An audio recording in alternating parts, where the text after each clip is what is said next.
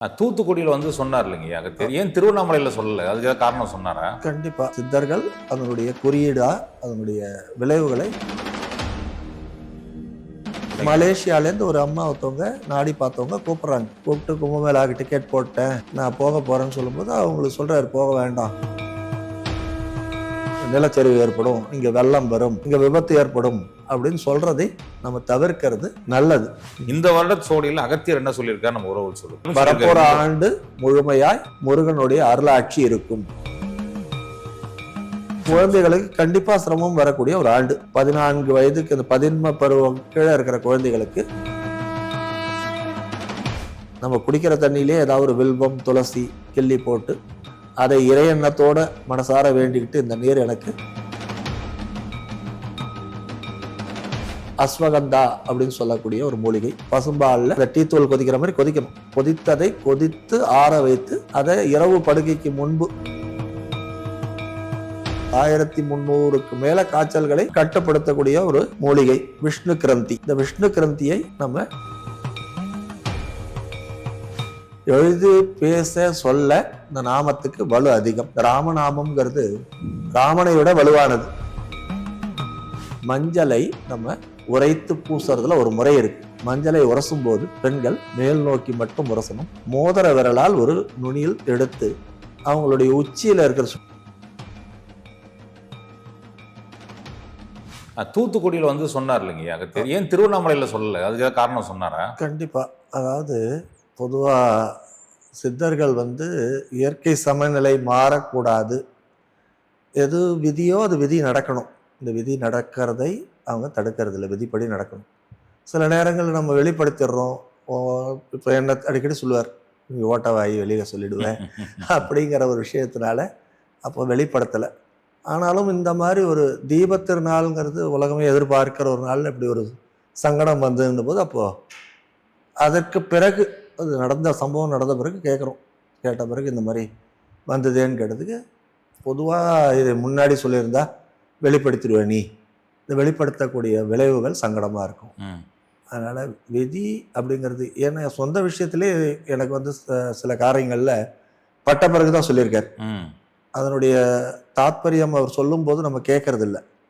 அது அனுபவித்த பிறகு நம்ம என்னங்க இதை முன்னாடியே சொல்லியிருக்க கூடாதா, நான் சங்கடப்பட்டேனே அப்படின்னு சொல்லும்போது உங்ககிட்ட அந்த கோடு தான் காட்டலாம். சித்தர்கள் அதனுடைய குறியீடா அதனுடைய விளைவுகளை கோடிட்டு காட்டலாம். ஆனால் நாங்கள் சில நேரம் சொல்கிற விஷயங்கள் சில அமைதியாக போயிடணும். இப்போ கும்பமேளாவில் கூட முன்கூட்டியே ஒரு சில சம்பவங்கள் நடக்க போகுது அப்படின்னு சொல்லிட்டார். கும்பமேளா போகிறதுக்கு எனக்கே பர்சனலாக ஆர்வம் இருந்து கூட சில காரியங்களுக்கு வேண்டான்ட்டார். இந்த மலேசியாவில் கூட அந்த அனுபவத்தை சொல்லுங்க. மலேசியாலேருந்து ஒரு அம்மா ஒருத்தவங்க நாடி பார்த்தவங்க கூப்பிட்றாங்க. கூப்பிட்டு கும்பமேளாவுக்கு டிக்கெட் போட்டேன், நான் போக போகிறேன்னு சொல்லும்போது அவங்களுக்கு சொல்கிறார் போக வேண்டாம். அதாவது நேரடியாக சொல்லலை, மறைமுகமாக சொல்கிறார். அவங்க சொந்த பாதுகாப்பை அவங்கவுங்க உறுதி பண்ணிக்க வேண்டியது.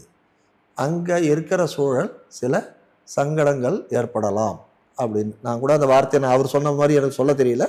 அந்த வார்த்தை பார்த்திங்கன்னா அவங்க அதை சண்டை பாடலில் சொல்கிறாங்க, இதை தவிர்க்கிறது நல்லது. அதோட பொருள் அப்படி வந்தது.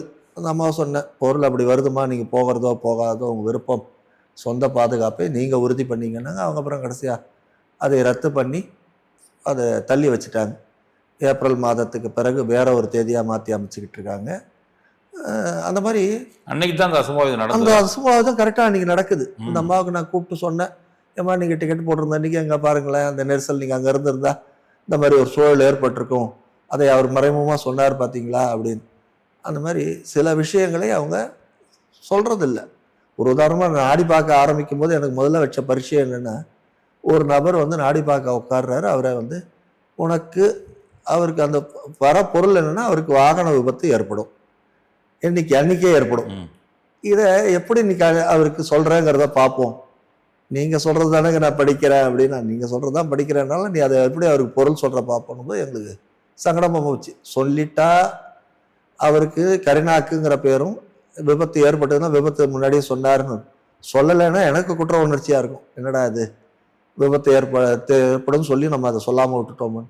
அப்புறம் அவர்கிட்ட ஒரு மாதிரி ரொம்ப பொறுமையாக, இன்றைக்கு வாகனங்களை நீங்கள் தவிர்த்துக்கோங்க, இதுக்கு மாற்று வழி இருக்கான்னு அகத்தியர் கேட்டபோது அவன் வாகனத்தை எடுக்க வேண்டாம்னு சொல்லுன்னு சொன்னதுனால எதுக்காக தயவுசெய்து அவர் காரில் வந்திருந்தார், உங்கள் காரை விட்டுட்டு ஆட்டோவில் போங்கன்னா ஆட்டோவில் போய் ஒரு 100 அடி தூரத்திலே அந்த ஆட்டோவுக்கு ஒரு சிறு விபத்து ஏற்பட்டு நல்ல வேலையாக அவங்களுக்கு உயிருக்கு ஒன்றும் ஆபத்து இல்லை, அந்த வாகனத்துக்கு மட்டும் விபத்து வந்த ஒரு மிகப்பெரிய செல்வந்தராக இருந்தாலும் அந்த ஆட்டோவுக்கான செலவு தொகையை கொடுத்துட்டு இதை தான் நீங்கள் என்கிட்ட குறிப்பிட்டீங்களான்னு. இந்த மாதிரி எனக்கு மிகவும் உதவக்கூடிய ஒரு பெரிய ஒரு கம்பெனியோட பெரிய நிர்வாக பொறுப்பு, சர்வதேச நிர்வாக பொறுப்பு. அவர் கேட்டபோது அவருக்கு இருதய நோயோட தாக்கம் இருக்கும் அப்படி நம்ம சொல்கிறதுக்கும் சங்கடமாக இருந்து சொல்லாமல் இருக்கவும் இல்லை. அவர் சொன்ன நல்ல விதமாக எடுத்துக்கோங்க, சில நேரங்களில் முன்னெச்சரிக்கையாக எடுத்துக்கோங்கன்னு சொல்லி அவருக்கு பக்குவமாக சொல்ல வச்சு அவர் அந்த 1 வார காலமும் மருத்துவ கண்காணிப்பிலே முன்கூட்டியே தயாரிப்பில் இருக்கும்போது ஒரு மைல்டு அட்டாக்காக போய் அவருக்கு அது ஒரு பெரிய பிரச்சனை ஏற்படுத்தாமல் தப்பிச்சார். இது மாதிரி அதில் இருக்கிற நன்மைகளை நம்ம எடுத்துக்கணும். ஆனால் நமக்கு சொல்ல தெரியறதில்ல. என்ன பண்ணிடுறோம், நிலச்சரிவு ஏற்படும், இங்கே வெள்ளம் வரும், இங்கே விபத்து ஏற்படும் அப்படின்னு சொல்கிறதை நம்ம தவிர்க்கிறது நல்லது. குருநாதர் காலத்திலே இது நடந்திருக்கு, ஒரு விபத்து ஏற்படும்ங்கிறத ஒரு அதில் போகக்கூடிய ஒரு நபரை மட்டும் தவிர்க்கணும், அவருக்கு சொல்லணும். அதே நேரம் அந்த விபத்தை பற்றி அவருக்கு சொல்லக்கூடாது. விபத்து ஏற்படும் சொல்லிட்டாருன்னா அந்த வாகனம் இருக்கிறவங்க மற்றவங்க அது சில விதி காரணங்களில் சித்தர்கள் குறுக்கீடு பண்ணுறதில்லை. அந்த மாதிரி அவரை அன்றைக்கி தவிர்க்க வைத்து அவர் அந்த வாகனத்தில் போகாமல் அவரை வேறு சில காரணங்களை சொல்லி தடுக்கப்பட்டு அவர் கடைசியாக அந்த வாகன விபத்து ஏற்பட்ட பிறகு தான் அது பொருளை உணர்ந்துக்கிட்டார். இது பலர் பல இடத்துல மகாபெரியவர்கிட்ட கூட ஒருத்தர் சொல்கிறார், வெளிநாட்டிலேருந்து வந்த ஒரு பக்தர், நீ ஃப்ளைட் டிக்கெட் போட்டிருக்கியா, இருக்கட்டும் நாளை காலையில் போன்னு சொல்லும்போது பெரியவாளே சொல்லிட்டான்னு சொல்லி அவர் அந்த டிக்கெட்டை ரத்து பண்ண அன்று இரவு அந்த விமானம் விபத்தில் சிக்க இவர் போயிருந்தால் அந்த விபத்தில் இவரும் போய் சேர்ந்துருக்கணும். எல்லாரையும் காப்பாற்றக்கூடாதான்னு கேட்கக்கூடாது.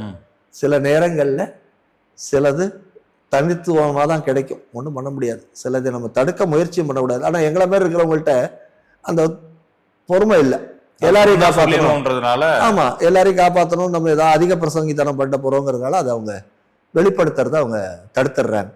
அப்புறம் பின்னாடி கேட்டபோது இது மேற்கொண்டு தொடராமல் இருக்க, அந்த திருவண்ணாமலையில் இந்த மாதிரி சங்கடங்கள் வராமல் இருக்க தேவாரம் திருவாசகம் அஷ்டலிங்கங்கள் முன்பு படிக்க சொல்லு, சிவனாடியார்களை மீண்டும் அந்த அஷ்டத்துக்கு பாலகர்களை உங்களுடைய சங்கடங்களை குறைத்து கொடுக்க சொல்லுன்னு வேண்ட சொல்லு, அது இறைவனோட அனுமதியோடு அவங்கள கேட்க சொல்லுன்னு சொல்லி இப்போ அதை அவங்க சொன்ன பிறகு அதுவும் நடந்தது. ஒரு அடியார் சென்னையிலேருந்து ஒரு சிவனடியார் குழு அழிச்சிட்டு போய் அந்த அஷ்டலிங்கங்களுக்கு முன்னாடி தேவார திருவாசகங்களை அவர் கேட்டார், தொடர்ச்சியாக படிக்கலாமான்னார். தாராளமாக படிக்கலாம். ஏகாதச ருத்ரலிங்கங்கள்னு இருக்குது. ஏகாதசம்னு நம்ம சொல்கிறோம், ஏகாதசி எவ்வளோக்கு எவ்வளோ பெருமாளுக்கு வசதியோ ஏகாதசம் சொல்லக்கூடியது 11ன்னு அர்த்தம். இந்த 11 ருத்ரர்கள் இருக்கிறாங்க. வசுருத்ர ஆதித்யர்கள் மாதிரி இந்த ஏகாதச ருத்ரர்கள்ங்கிறவங்க சிவனுக்கு கட்டுக்காவலாக இருக்கக்கூடியவங்க, சிவாம்சம், சிவன் தான் அவங்க. சிவனுடைய ஒரு 11 பொருள் புரிந்த அது. இந்த 11 லிங்கங்கள் திருநீலக்குடி அப்படின்னு சொல்லக்கூடிய ஒரு ஆலயத்தில் குடந்தையில் இருக்குது. இந்த மாதிரி ஏகாதசி அன்று நம்ம செய்யக்கூடிய ஜபங்கள் பலன் அதிகமாக கொடுக்கும். உடனே என்ன பண்ணிடுறோம், நம்ம எல்லாம் அன்றைக்கே போய் இந்த காரண காரியங்களை தேடுறோம். அதாவது ஒன்று சொல்கிறோம்னா அது தனிப்பட்டது. உங்களுக்கு ஒன்று சொல்கிறோம்னா அது எனக்கு பொருந்தணுங்கிற அவசியம் இல்லை, எனக்கு ஒன்று சொல்கிறது உங்களுக்கு பொருந்தணுங்கிற அவசியம் இல்லை. ஆனால் பொதுவாக சொல்லக்கூடிய விஷயங்களை பொதுப்படையான நன்மைகளுக்கு கேட்கறது தப்பு இல்லை. தனிப்பட்ட நன்மைகள்ங்கிறது அவங்கவுங்க சுய கர்மாவை சார்ந்து என்னுடைய தவறு நன்மைகளை நான் சீர்திருத்தி கொள்ள முயற்சிக்கிறேன், அதை தாண்டி எனக்கு பலன் கொடுக்கும்போது இந்த மாதிரியான பிரார்த்தனைகள் பலன் கொடுக்கும். அதில் என்ன போயிட்டு நான் இத்தனை 108 தீபம் போட்டால் ஒரு பலன் சொன்னால் தீபத்துக்கான பலன் உண்டு, ஆனால் அவருடைய கர்மாவும் சேர்ந்து தான் அங்கே இணையாக பலன் கொடுக்க முடியும். இந்த கர்ம பரிபாலனமும் இருக்கணும், அந்த கர்ம பரிபாலனத்திலிருந்து அவர் வெளியே வரணும். அதெல்லாம் புரிஞ்சுக்கிட்டாங்கன்னா அவங்க தப்பிக்கலாம். இனிமேல் திருவண்ணாமலை நடக்காம இருக்கணும்னா அங்கே போய் தேவார திருவாசகங்கள் படிக்கணும். சிவனடியார்கள் செல்றவங்க கையில் வில்வம் போன்ற புண்ணிய பொருட்களை எடுத்துகிட்டு போகணும். கோயில்களுக்கு கொண்டு போய் சேர்க்கக்கூடிய நல்ல பொருட்களை, இறைவனுக்கு சேர வேண்டிய பொருட்களை சுமந்து போகணும். எண்ணங்கள் தூய்மையாக இருக்கணும். அந்த எண்ணங்கள் ஒன்றும் இல்லை, ஒரு 2-3 வருடத்துக்கு முன்னாடி சபரிமலையில் பக்தர்கள் போகிறதுலேயே பெரிய சிக்கல் ஏற்பட்டது, கட்டுப்பாடுகள் வச்சாங்க. இப்போ கொஞ்சம் குறைஞ்சிருக்கு. என்ன காரணம்னா அது ஒரு இன்னமும் நம்ம இன்னும் கூட அதை மாற்றிக்கல. அதை ஒரு சுற்றுலாத்தலம் மாதிரி பார்க்குறதும் காலையில் மாலை போட்டு நைட்டு பஸ் ஏறி மறுநாள் காலையில் தரிசனம் பண்ணுறதும் அந்த மலைக்குரிய மரியாதைகளும் அந்த இறைவனுக்குரிய மரியாதையும் கொடுக்காததுனால இறைவன் சில நேரங்களில் அதீத கோபம் அடைந்து தண்டனை கொடுக்கும்போது அல்லது தடுக்கும்போது எல்லாரும் சேர்த்து பாதிச்சிடுது.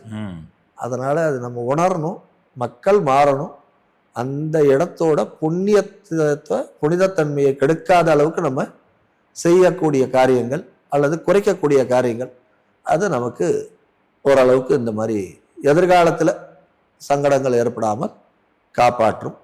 தொடர்ச்சியாக நம்ம இதை செய்யக்கூடிய இன்னும் சில விஷயங்கள் கூட சொல்லியிருக்காரு. இன்னும் கூட பார்த்தீங்கன்னா இப்போ வரப்போகிற ஆண்டு குழந்தைகளுக்கு ஏற்படக்கூடிய அது அடுத்து அந்த கேள்விதான் நான் வச்சிருந்தேன் உங்களுக்கு. இந்த வருடத்துக்கான சோடி படிக்கலாமான்னு கேட்டேன், படிச்சு சொல்றீங்க. இந்த வருடத்து சோடியில் அகத்தியர் என்ன சொல்லியிருக்காரு நம்ம உறவு சொல்லுங்க. விசுவா வசு அப்படின்னு வரப்போகிற ஆண்டு அது நம்ம பார்த்துருப்போம். இடைக்காடர் எல்லா வருடத்துக்கும் வருட பலன்னு ஒன்று எழுதி வச்சுட்டு போயிருக்காரு. அது பொதுவான விஷயங்கள் இந்த வருடத்துக்கும் எழுதியிருக்காரு. இது உலக நன்மை ஆண்டு, உலகத்துக்கு நிறைய நன்மைகளை கொண்டு போய் சேர்க்கக்கூடிய ஆண்டு. நிறைய நல்ல காரியங்கள் நடக்கும், நிறைய சீர்திருத்தங்கள் நடக்கும், நிறைய முருகன் வெளிப்பட போறாருன்னு சொல்லியிருக்காரு. அது பெரிய ஒரு இந்த சுவடியில வந்த ஒரு முக்கியமான செய்தி சொல்லியிருந்தாரு. திருவண்ணாமலையிலும் இப்ப வரப்போற ஆண்டு முழுமையாய் முருகனுடைய அருளாட்சி இருக்கும். முருகன் மேற்பார்வையில இந்த அஷ்டதிக்கு பாலகர்கள் உட்பட ஏகாதச ருத்தரர்கள் உட்பட அந்த கர்ம பரிபாலனத்தை முருகர் ஏற்றுக்கொள்கிறார்.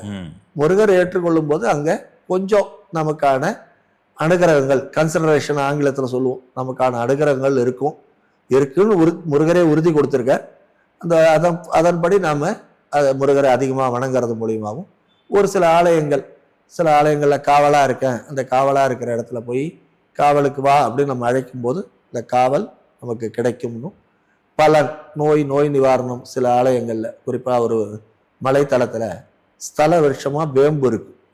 அந்த ஸ்தல விருட்சமாக வேம்பு இருக்கக்கூடிய அந்த முருகர் ஆலயத்தில் அங்கே போய் அந்த வேப்ப மரத்துக்கு பூஜை செய்தும் அங்கே இருக்கக்கூடிய ஊற்று நீரை எடுத்துக்கொண்டு முருக பக்தர்கள் எல்லாம் போய் மனமாற வேண்டி சத்சங்கமாக, இதை உடனே ஒரு விளம்பர காரியமாகவோ அல்லது ஒரு வேற நேரம் ஏதாவோ செய்யாமல் மனப்பூர்வமாக உலக நன்மை, அங்கே சுயலாபமே இருக்கக்கூடாது, இது உலகத்துக்கானது அப்படின்னு ஏற்றுக்கொண்டு அதை நம்ம செய்யும் போது அதற்கு அங்கேருந்து விடிவு கிடைக்கும்.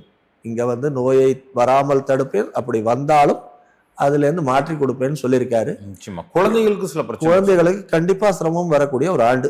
இடைக்காடுற 2 விஷயத்த சொல்றாரு. ஒன்று உலக நன்மை ஆண்டு, இன்னொன்று 14 வயதுக்கு இந்த பதின்ம பருவம் கீழே இருக்கிற குழந்தைகளுக்கு மன உடல்நிலை பாதிப்புகள் ஏற்படும். மன உடல்நிலை பாதிப்புகள்னா, மனநிலை பாதிப்புனா பைத்தியம் இல்லை, மன சமநிலை இல்லாமல் பிடிவாத குணங்கள், தேவையில்லாத அகங்கார குணங்கள், பெற்றோருக்கு அடங்காமல் இருக்குது, தவறான வழியில் போகிறது, நல் சொல் கேட்டு இல்லாமல் தவறான பாதைகளில் போகக்கூடியதை அனுசரிக்கக்கூடியது, வெளியில் ஏற்படக்கூடிய விஷயங்களை கண்டு தவறான முடிவுகளை எடுக்கக்கூடியது, இப்படி இருக்கக்கூடிய ஒரு ஆண்டாக இருக்குது. இன்னொரு பக்கம் குழந்தைகளுக்கு அதிகமாக பாதிக்கக்கூடிய நோய்கள் வீரியமாக இருக்கு. இந்த வீரியத்தை குறைக்கக்கூடிய வழியில் நம்ம வீடுகளில் நம்ம சித்த மருத்துவத்தில் பயன்படுத்தக்கூடிய சில மூலிகைகளே பயன்படுத்தலாம் அப்படின்னு சொல்லியிருக்காரு. அவைகளை நம்ம பயன்படுத்தும் போது அது நமக்கு அரணா வரும். என்னென்ன மூலிகை? ஒரு உதாரணமாக பார்த்தீங்கன்னா, நம்ம தூபம் போடும்போது வீட்டில் நம்ம மஞ்சனத்தி கட்டையை நறுக்கி துண்டுகளாக்கி அதை தணலாக தணல் தயாரிக்கிறதுல அந்த மஞ்சனத்தி கட்டையை சேர்த்துக்கொள்ளலாம். அந்த புகையோடு சேர்த்து குங்குளியம் சொல்லக்கூடிய சாம்பிராணி, வெண் சாம்பிராணி, கருஞ்சாம்பிராணி புகைகள் வீட்டில் எடுக்கும்போது, மூலிகை தூபமாக அதை இடும்போது அந்த நோய் கிருமிகள் பரவாக்கத்தை அது கட்டுப்படுத்தும். இது ப்ரிவென்ஷனாக எடுத்துக்கலாம். உள்ளுக்கு எடுக்கக்கூடியதில் தினம் ஏதாவது ஒரு மூலிகைகளை இட்ட நீர், நம்ம குடிக்கிற தண்ணியிலே ஏதாவது ஒரு வில்வம், துளசி கிள்ளி போட்டு அதை இறையெண்ணத்தோட மனசார வேண்டிக்கிட்டு இந்த நீர் எனக்கு மருந்தாக பயன்படணும்னு சொல்லும்போது அந்த நீர் மன உடல்நிலைகளை சமல்படுத்தும். இது 2.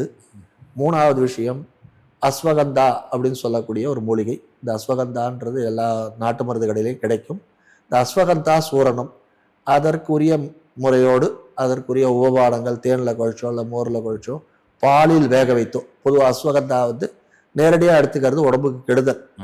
அதை பாலில் விட்டு வேக வைத்து பசும்பாலில் அதை டீத்தூள் கொதிக்கிற மாதிரி கொதிக்கணும். கொதித்து ஆற வைத்து அதை இரவு படுக்கைக்கு முன்பு நம்ம எடுத்துக்கும் போது நோய் எதிர்ப்பாற்றல் பல மடங்காக பெருகும், நல்ல தூக்கம் இருக்கும், அமைதியான உறக்கம், உறக்கம் இருந்தாலே மனசு ரொம்ப தெளிவு கிடைக்கும். இது குழந்தைகள் மட்டும் பெரியவங்களுமே எடுக்கலாம், குழந்தைகளுக்கு கொடுக்கலாம். குழந்தைகளுக்கு ஏற்படுத்தக்கூடிய அந்த சிரமங்களை அது பெருமளவு குறைக்கும்.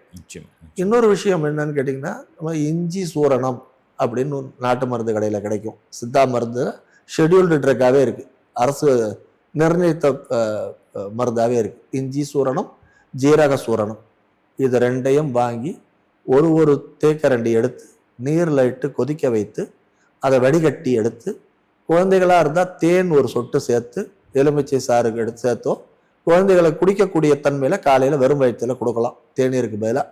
இதை கொடுக்கும்போது ஜீரண மண்டல சுத்தி ஏற்படும். உள்ள டீடாக்சிகேஷன் சொல்லக்கூடிய உள்ள தேவையில்லாத கழிவுகள் அன்னன்னைக்கு வெளியேறிடும். அப்படி ஏறும்போது நோய் கிருமிகள் அன்னன்னைக்கே வெளியே போகும்போது அவங்க நோய் எதிர்ப்பாற்றலோடு இருப்பாங்க.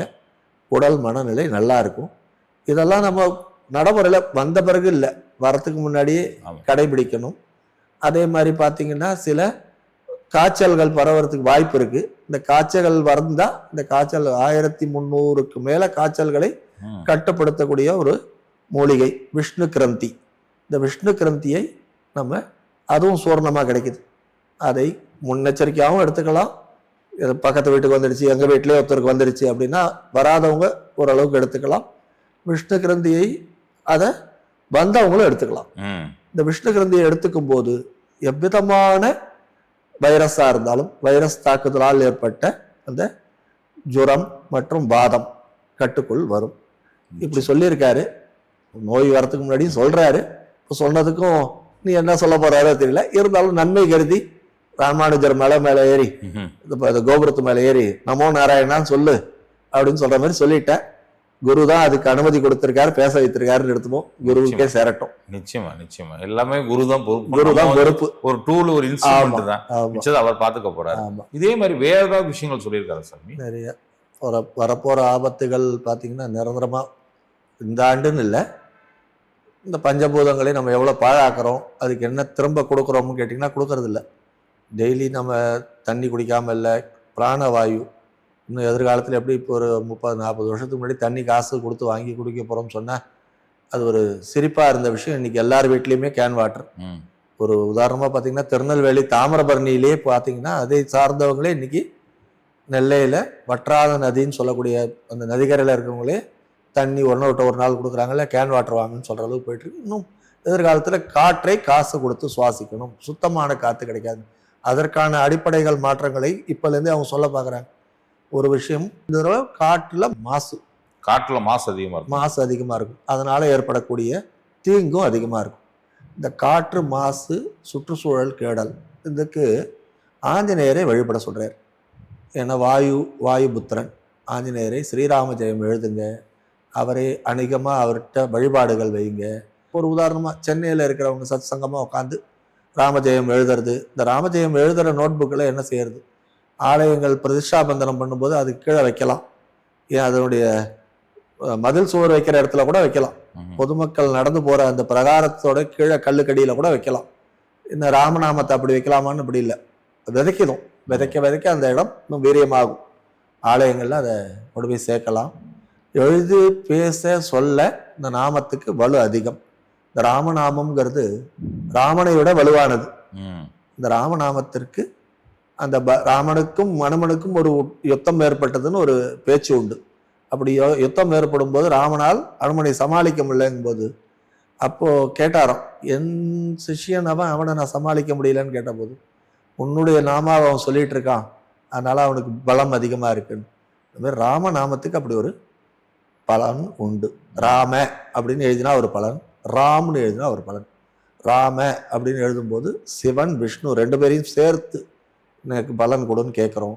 ராம்னு புள்ளி வைக்கும்போது ராமர் விஷ்ணுவை நமக்கு துணை கழிக்கிறோம். இப்படி எழுதிட்டு வரலாம். ஜெய் ஸ்ரீராம்னு சொல்லலாம். ஆலயங்களில் எல்லாரும் சேர்ந்து அதை சத்சங்கமாக பண்ணலாம். ஆலயங்களில் மீண்டும் மக்களுக்கான கேள்விகளுக்கு இந்த ஆன்மீகவாதிகள் உட்காந்து பதில் சொல்லலாம். அவங்களுக்கு தெளிவு கொடுக்கணும். சத்சங்கம் கேட்கணும். கண்டிப்பா சத்சங்கம்னா என்னன்னு கேட்டீங்கன்னா கேள்விகளுக்கு பதில் சொல்றது. வெறுமனே நான் எனக்கு தெரிந்ததை மட்டும் சொல்லிக்கிட்டு போறதில்லை, உபன்யாசம் அல்லது சொற்பொழிவு இல்லை, அதில் ஏற்படக்கூடிய சந்தேகங்களுக்கு விளக்கம் கொடுக்கறது. அங்கேருந்து சில நல்ல விஷயங்கள் வரலாம். மக்கள் வந்து மேடையில் இருக்கிறவங்க தான் புத்திசாலின்னு இல்லை, மக்கள்கிட்டையும் தகவல்கள் இருக்கும். இதை ஒருவருக்கொருவர் பரிமாறிக்கும் போது இன்னும் அது மெருகாகும். அதுலேருந்து நன்மைகளை ஜனங்களுக்கு இன்னும் அதிகமாக கொண்டு போகலாம். இதை அவங்க அங்கங்கே பயன்படுத்தணும். இந்த மாதிரி சொல்லும்போது அது நல்ல ஒரு தீர்க்கமான வழியை காட்டும். நிச்சயமா சார். இப்போ பெண்களுக்கான நோய்கள் பார்த்தீங்கன்னா, இப்போ சென்னையிலே நான் இப்போ கவனிக்கிறதுலாம் என்னன்னு கேட்டிங்கன்னா, முன்னெல்லாம் மருத்துவமனை போக போக கருத்தறுத்தல் மையம்னு திரும்பின பக்கம்லாம் இருக்குது. கர்ப்பப்பை கோளாறு அல்லது பெண்களுக்கான அந்த இயற்கை அவங்களுடைய அந்த மாதாந்திர தீட்டுங்கிறது பெரிய சிக்கலாக இருந்துட்டு இருக்கு. சரியாக வரல, கூடுதலாக வருது, குறைவாக வருது. மஞ்சள் பயன்பாடு குறைந்தது ஒரு பெரிய காரணம். மஞ்சளை நம்ம உரைத்து பூசுறதுல ஒரு முறை இருக்குது. மேல் நோக்கி மட்டும் உரசணும். மஞ்சளை உரசும் போது பெண்கள் மேல் நோக்கி மட்டும் உரசணும். மோதிர விரலால் ஒரு நுனியில் எடுத்து அவங்களுடைய உச்சியில் இருக்கிற சுழியில முதல்ல ஒரு வலதுபுறமோ 3 முறை வைத்து கொள்ளணும். வகிட்டின் முன்னெற்றியில் அங்கே வைக்கணும். புருவத்திற்கு மத்தியில் வைக்கணும். கழுத்து குழியில் வைக்கணும். பெண்கழுத்து பிடரி, அந்த பீனியல் கிளாண்டுன்னு சொல்லக்கூடிய மூளையோட அடிபாகம், அங்கே ஒரு பொட்டு வைக்கணும்.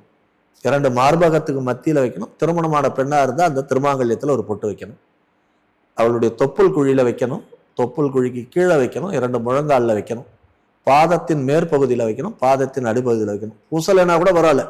இந்த மஞ்சளை வைத்து திலகம் மாதிரி வைக்கும்போது அந்த சக்கரங்கள், அந்த உடம்புல இருக்கிற சக்கரங்கள் செயல்படும். இது தீட்டு நாளோ நல்ல நாளோ வருஷம் 365 நாளும் பெண்கள் அவங்களுடைய குளியல் ஏற்படுத்தும் போது முடிக்கும் போது இந்த மஞ்சளை சிறிதளவு அந்த உடம்புல அவங்க தரிக்கும் போது மஞ்சள் அவங்கள மனோ உடல் நிலைகளை சமப்படுத்துது. பசு மஞ்சளை நறுக்கி அதை நசுக்கி எடுத்த பசு மஞ்சளோடு இஞ்சி சாறிட்டோ அல்லது எலுமிச்சை சாறிட்டோ சாப்பிட்றவங்களுக்கு மென்சஸ் கோளாறே வராது. இந்த மென்சஸ் ரெகுலராக ஆகும். கருத்தறுத்தல் பலமாகும். கருப்பையில் இருக்கக்கூடிய அந்த சினை முட்டை பலமாக இருக்கும். அந்த அதில் இருக்கக்கூடிய தேவையற்ற கழிவுகள் அவங்களுக்கு கரெக்டாக போகும். அந்த மாதாந்திர தீட்டுங்கிறது அவங்களுக்கு ஒரு சடங்காக இருக்கும், சங்கடமாக இருக்காது. இதெல்லாம் பயன்படுத்த ஆரம்பித்தாலே அவங்க நல்ல நிலைமையை எட்டலாம். இதையும் அதில் சொல்லியிருக்காரு அவர். பெண்கள் இதை பயன்படுத்த சொல்லணும். மஞ்சள் கூடுன்னு சொல்லியிருக்காரு.